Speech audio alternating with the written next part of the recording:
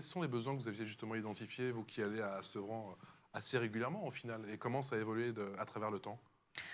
Ce qui est vraiment important pour les enseignants, c'est que l'outil s'efface en fait, qu'on se recentre sur les interactions prof-élève et que vraiment ce soit facile à comprendre, facile à prendre en main et que ce soit un soutien pour les enseignants et que l'outil ne prenne pas toute la place et devienne un peu une usine à gaz à utiliser.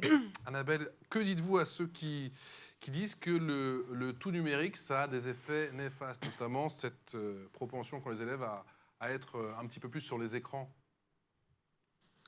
Alors, effectivement, il y a du pour et du contre. Et avant toute utilisation de tablettes ou de numérique dans la classe, on sensibilise effectivement les élèves aux usages responsables de tous ces outils, pardon.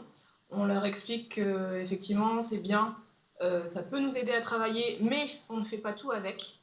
Euh, Après, c'est vrai que le numérique, ça décuple forcément l'efficacité de l'apprentissage parce que voilà, ça nous aide à différencier, ça nous aide à travailler autrement, ça nous aide à travailler en projet collaboratif par exemple. Donc ça permet beaucoup de choses. Est-ce que vous avez Mais des exemples effectivement, justement, Annabelle, de ce que ça vous ne avez fait pas fait tout. récemment en classe? Qu'est-ce que vous avez comme exemple de projet collaboratif? Alors, comme projet collaboratif, du coup, avec mon collègue Michael, on a monté un spectacle et du coup, on a fait écrire le script du spectacle par nos élèves.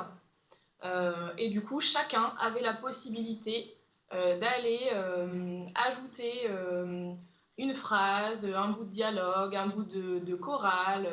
Et chacun a mis sa petite pierre à l'édifice. Et de ce fait, ça a monté notre spectacle de manière bien plus simple.